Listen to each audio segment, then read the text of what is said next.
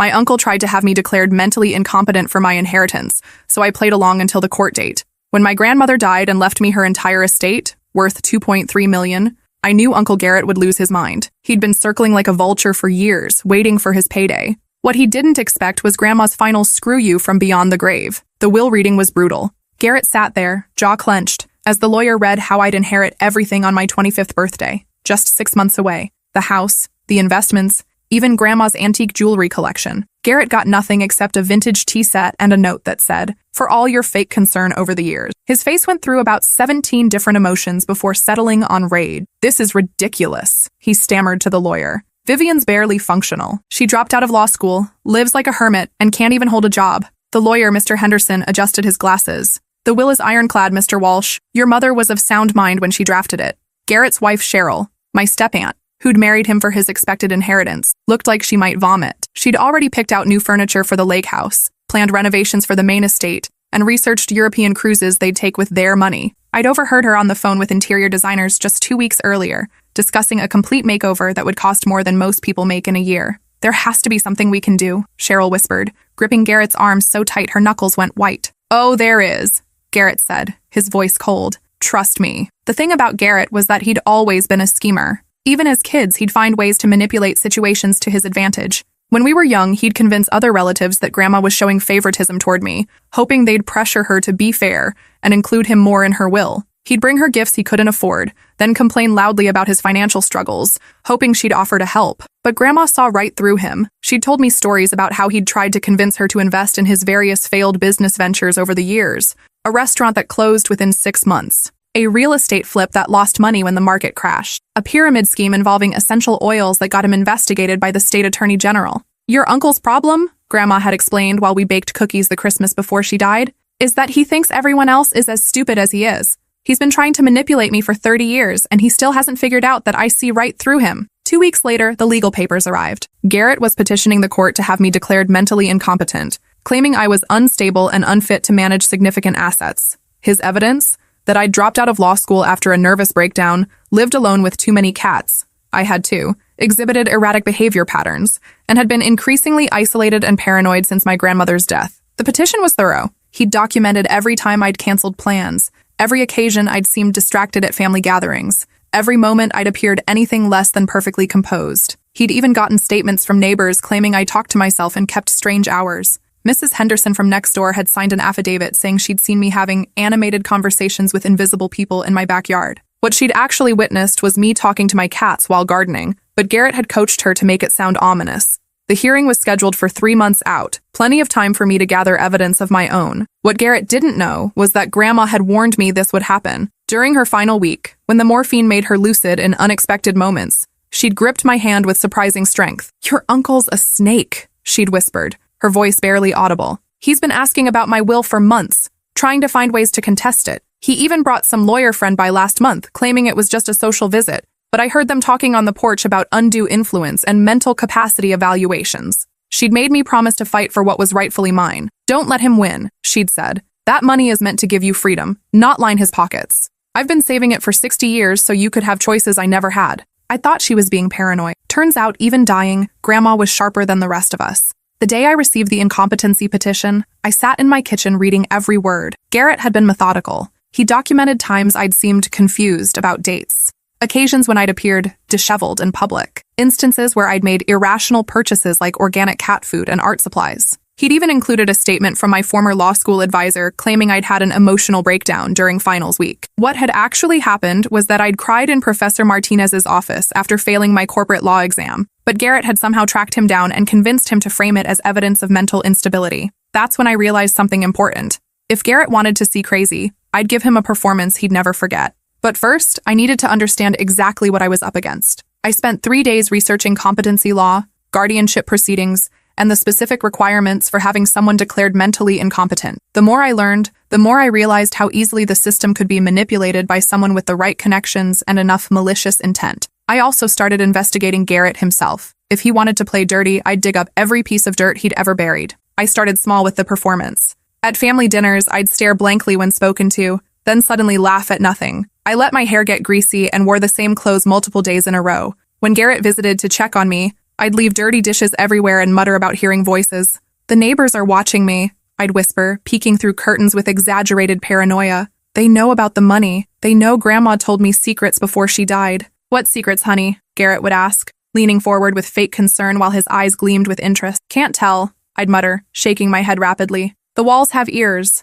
Everything's recorded now. They're listening through the electrical outlets. I'd point at random spots on the wall, pretending to see cameras that weren't there. Poor Vivian, he'd tell relatives afterward with perfectly practiced sympathy. She's really deteriorating since Grandma died. The grief has just broken something in her mind. Yesterday, she spent 2 hours talking to the mailbox, convinced it was sending messages to the government. But what Garrett didn't know was that I'd installed security cameras throughout the house the day after the will reading, hidden in picture frames, smoke detectors, even inside fake books on the shelves. I documented every conversation, every manipulative comment, every moment he thought he was alone and let his mask slip. The performance became elaborate. I'd accidentally burn food, leaving smoke alarms blaring when he visited. I'd answer the door in my bathrobe at 3 p.m., claiming I'd lost track of time and thought it was morning. I started collecting newspapers obsessively, stacking them in corners while muttering about important information and patterns only I could see. I bought 27 different conspiracy theory books and left them scattered around the house with highlighted passages about government surveillance and family betrayals. I set up a bulletin board covered in red string, connecting random photos, newspaper clippings, and handwritten notes that seemed delusional, but were actually grocery lists written in code.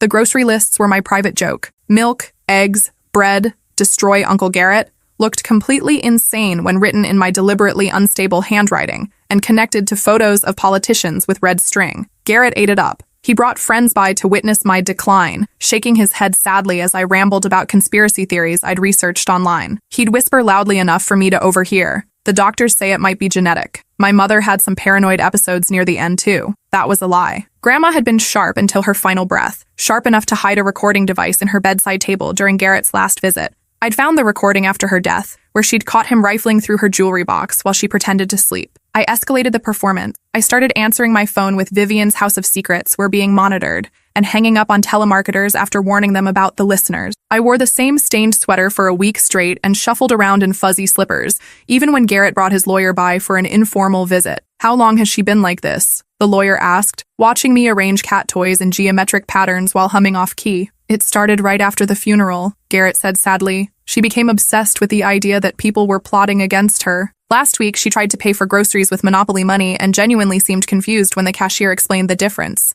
That last part was true. I'd practiced looking genuinely bewildered when confronted with the concept of real currency versus board game money. The acting exercise had been surprisingly therapeutic, and the cashier had been so concerned she'd called the store manager to help the confused young lady. I could see the lawyer mentally calculating how easy this case would be. A clearly delusional young woman with documented erratic behavior up against a concerned family member just trying to protect her? It would be a slam dunk, if only they knew about the cameras capturing every word. During this time, I was also building my real case. I hired a private investigator named Ruby Chen, a former police detective who specialized in family financial disputes. Ruby was recommended by one of my law school professors who'd stayed in touch after I dropped out. Your uncle's got this whole thing planned out, Ruby explained during our first meeting at a coffee shop across town. I've been looking into his finances, and the man's desperate. He owes money to contractors, gambling buddies, even the IRS. Without that inheritance, he's looking at bankruptcy within 6 months. Ruby had already discovered that Garrett had been stealing from Grandma before she died. Small amounts from her checking account,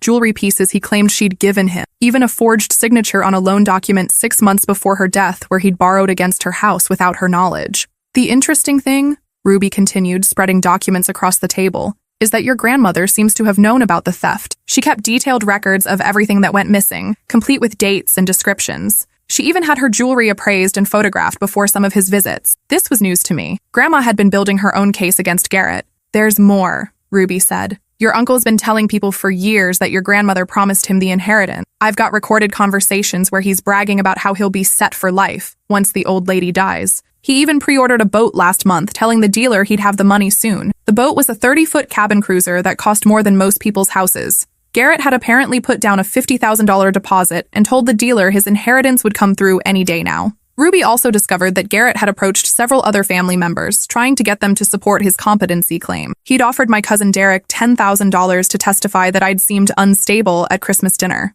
Derek had recorded the conversation and sent it to Ruby. Your uncle's not just greedy, Ruby explained. He's sloppy. He's leaving evidence everywhere because he's so confident this will work. The real breakthrough came when Garrett brought Dr. Morrison to examine me, a psychiatrist who apparently owed Garrett money from their weekly poker games. Ruby had discovered this connection through her police contacts. Morrison's got gambling debts up to his eyeballs, Ruby had explained. Your uncle's been floating him loans for months, and the good doctor's license is already under review for some questionable diagnostic practices in other cases. For Dr. Morrison's visit, I prepared my masterpiece performance. I spent hours researching the symptoms of various mental health conditions, not to mock them, but to create a convincing portrayal that would fool a corrupt psychiatrist who wasn't paying attention. I pretended to have a complete breakdown during the evaluation, sobbing about imaginary threats and claiming the walls were listening to our conversation. I refused to make eye contact, rocked back and forth in my chair, and insisted that my cats were the only ones I could trust because they couldn't be bought or corrupted. The government put chips in everyone's phones,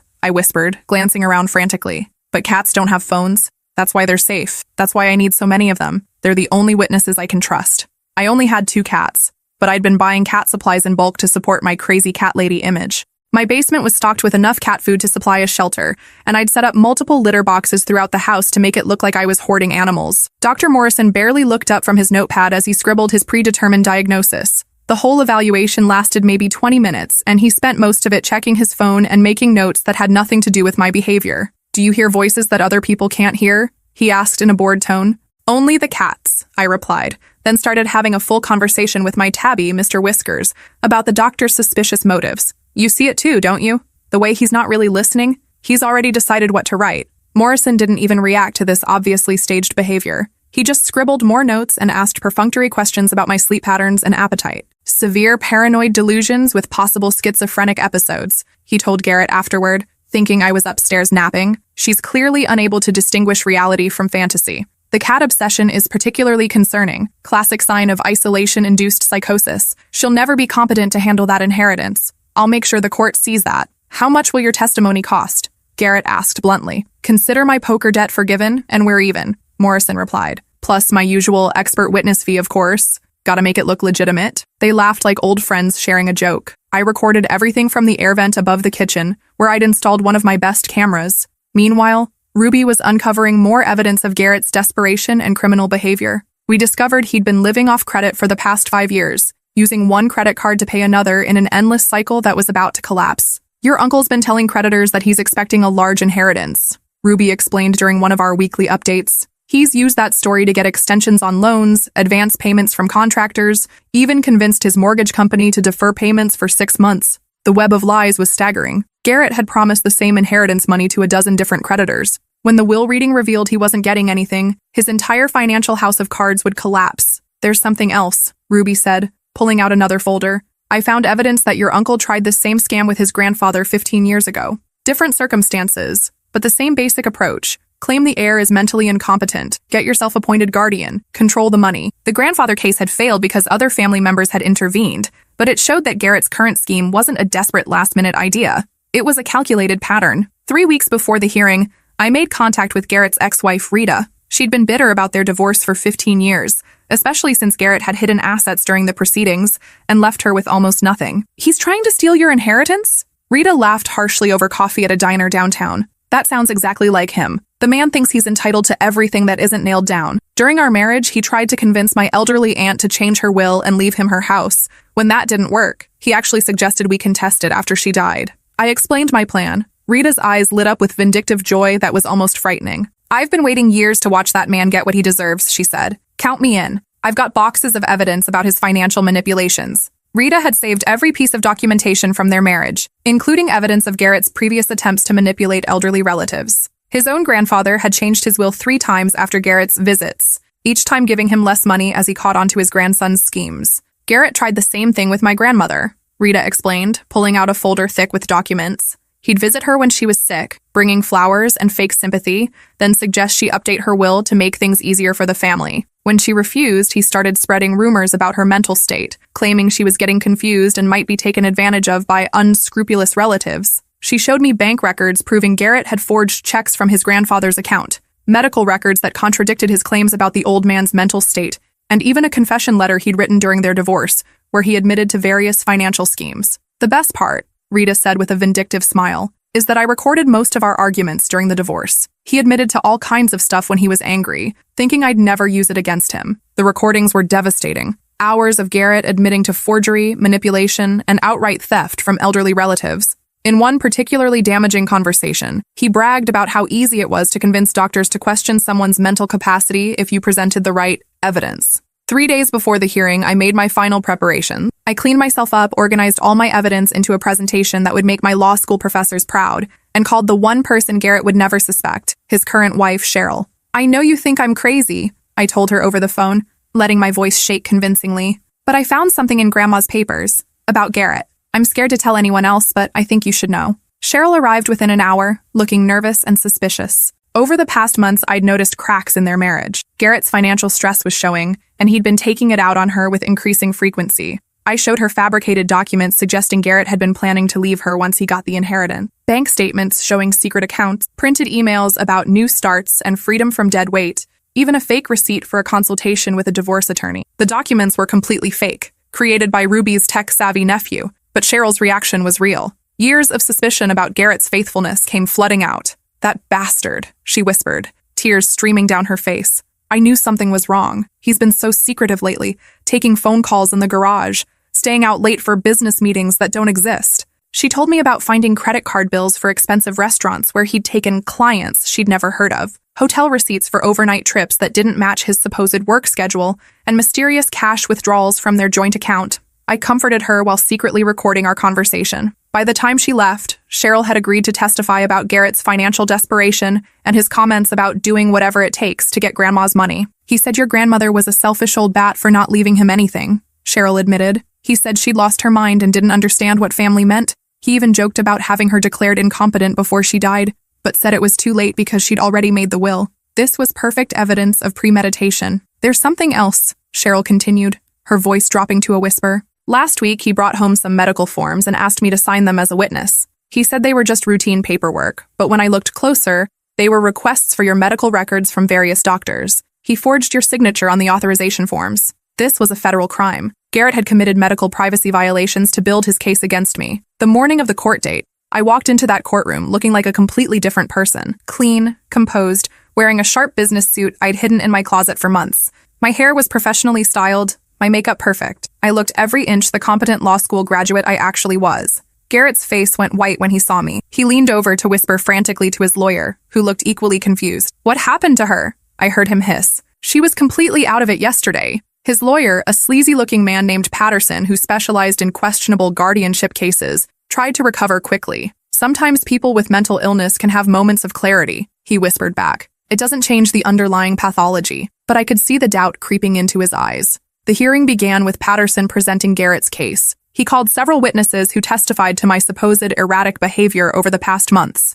Mrs. Henderson from next door repeated her story about the animated conversations with invisible people. Dr. Morrison gave his rehearsed testimony about paranoid delusions and cognitive decline. "The subject exhibits classic signs of paranoid schizophrenia," Morrison told the judge confidently. "She's unable to distinguish reality from fantasy and poses a danger to herself if left unsupervised. Her obsession with cats is particularly concerning, as is her belief that she's being monitored by government agencies." He presented his notes from our session, complete with fabricated quotes and exaggerated symptoms. "In my professional opinion," Morrison concluded, "Ms. Walsh is wholly incompetent to manage her own affairs, let alone a significant inheritance. She requires immediate guardianship and potentially long-term institutional care." The judge, an elderly man named Harrison, who'd been on the bench for 30 years, listened carefully to each witness. I could see him taking notes, occasionally glancing at me with what looked like concern. Then it was my turn. I stood up, walked to the judge's bench with perfect posture, and handed over a flash drive containing everything I'd gathered.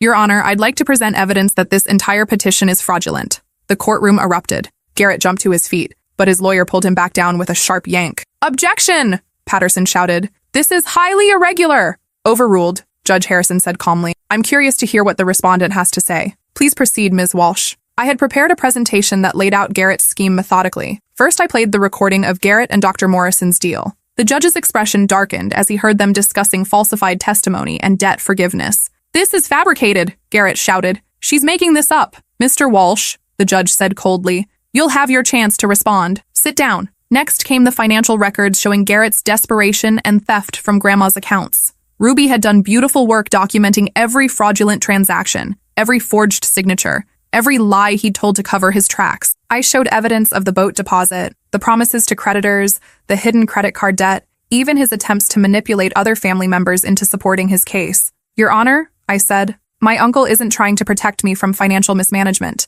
He's trying to steal my inheritance to pay off his own debts and fund a lifestyle he can't afford. Then I called my witnesses. Ruby took the stand first, presenting her investigation findings with the precision of a seasoned detective. She walked the judge through Garrett's financial history, his pattern of manipulation, and the evidence of his theft from Grandma's accounts. In my professional opinion, Ruby testified, Mr. Walsh orchestrated this entire competency proceeding as a way to gain control of assets that don't belong to him. His financial desperation provides clear motive, and his history shows a pattern of attempting to manipulate elderly relatives for financial gain. Then Rita took the stand. Your Honor, she said, her voice steady with years of suppressed rage, my ex-husband has a pattern of manipulating elderly relatives for financial gain. I have documentation going back 20 years. She presented the evidence methodically. The forged checks from his grandfather, the manipulated will changes, the recorded conversations where Garrett admitted to his schemes. She played excerpts from their divorce arguments where Garrett bragged about his manipulation tactics. He told me once that elderly people were easy marks because they were lonely and wanted to believe family members cared about them, Rita testified. He said all you had to do was visit regularly, bring gifts, and then start suggesting changes to their financial arrangements for their own good. But the final blow was Cheryl. Your Honor, she said, her voice shaking with rage and betrayal. My husband told me exactly what he planned to do. He said, that little bitch doesn't deserve Grandma's money. I'll have her locked up in a mental hospital if I have to. Once she's declared incompetent, I'll be appointed guardian and the money will be as good as mine. She testified about the forged medical record requests, the secret debts, and Garrett's increasingly desperate behavior as his financial situation deteriorated. He's been lying to everyone, Cheryl continued. He told me we were financially secure, but I found out last week that he's been using our joint credit cards to make minimum payments on debts I didn't even know existed. We're facing foreclosure, and he saw Vivian's inheritance as his only way out. Garrett stood up, screaming, she's lying, you're all lying, this is a conspiracy. The judge banged his gavel hard. Mr. Walsh, sit down immediately or I'll hold you in contempt. But Garrett was beyond reason. 20 years of careful planning crumbled in 20 minutes. He lunged toward me, yelling about how I'd stolen his inheritance, how Grandma had been poisoned against him, how I was too stupid and crazy to handle real money. I worked for this, he screamed as court security moved toward him. I visited that old bat every week, listened to her boring stories, pretended to care about her stupid cats. That money should be mine. His mask had completely slipped. The caring, concerned uncle was gone, replaced by the true Garrett, greedy, entitled, and vicious. Court security restrained him as he continued his rant, proving more effectively than any testimony that he was the unstable one. She's not even family, Garrett shrieked as they dragged him toward the door. She's just some brat my mother favored because she felt guilty about how my father treated me. I'm her real son. I deserve everything she had. The judge dismissed the petition immediately and ordered an investigation into Dr. Morrison's medical license. He also referred Garrett's theft charges to the district attorney. Mr. Walsh, the judge said as they prepared to lead him away, I've seen many frivolous lawsuits in my courtroom, but this level of fraud and manipulation is particularly disturbing. You attempted to have your own niece committed to a mental institution for financial gain.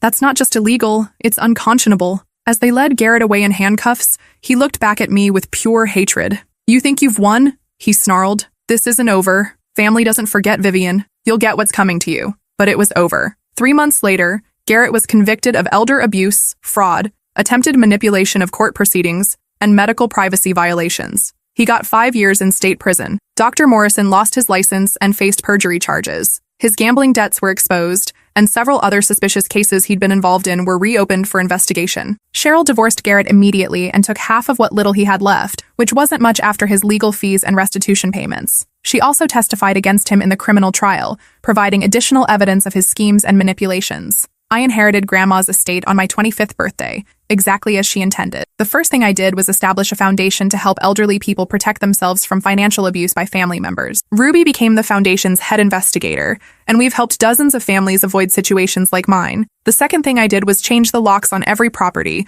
and install a state-of-the-art security system. The cameras I'd used to catch Garrett were replaced with professional-grade equipment, because I'd learned that predators rarely work alone. I also went back to law school, using some of the inheritance to pay for my education. My experience with Garrett had taught me more about the legal system than any textbook could, and I wanted to use that knowledge to help others. Because I learned something important during those 3 months of pretending to be crazy. The line between acting unstable and actually becoming unstable is thinner than you think. Some nights, alone in that big house with all my fake symptoms, I almost forgot I was performing. The isolation, the constant vigilance, the paranoia, even when it's manufactured, takes a toll. I started seeing a real therapist, Dr. Williams, who helped me process the trauma of growing up with a predatory family member and the stress of the legal battle. She helped me understand that what I'd experienced wasn't just financial abuse, it was psychological warfare. Your uncle didn't just want your money, Dr. Williams explained during one of our sessions. He wanted to break you psychologically, making you doubt your own sanity, isolating you from support systems,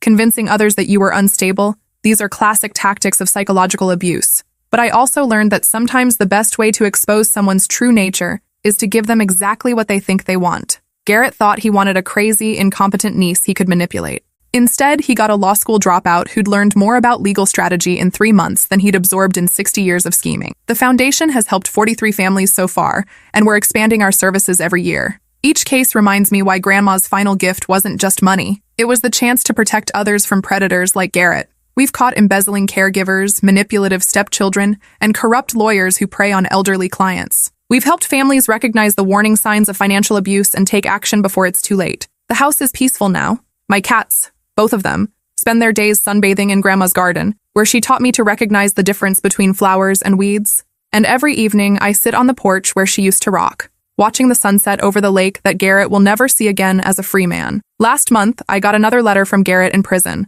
This was his 4th attempt to contact me since his conviction. He wanted to apologize, to make amends, to be family again. He claimed he'd found God and realized the error of his ways.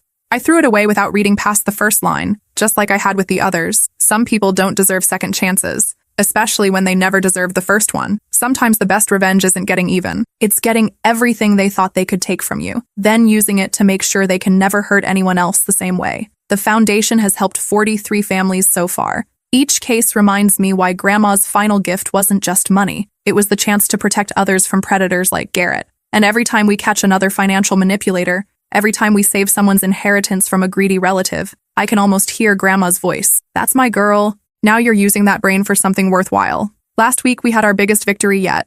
A case involving a 90-year-old woman whose son had been systematically draining her accounts for years. We caught him trying to have her declared incompetent so he could sell her house and move her into a nursing home where she'd have no oversight of her finances. The son's scheme was almost identical to Garrett's, down to the corrupt doctor willing to provide false testimony. But this time, we were ready for him. Ruby had trained our team to recognize the patterns, document the evidence, and build airtight cases that courts couldn't ignore. We saved that woman's house, her independence, and over $800,000 that her son had planned to steal. After the hearing, the woman hugged me with tears in her eyes. "Thank you for believing me," she whispered. "No one else would listen." That's when I knew Grandma would be proud. Her money wasn't just securing my future. It was protecting families from the kind of predator who had tried to destroy us both. The irony isn't lost on me. Garrett spent years trying to convince people I was mentally incompetent, but his actions proved he was the one who couldn't distinguish right from wrong, reality from fantasy, or love from greed. Now, 3 years later, I'm a practicing attorney specializing in elder law and family financial abuse.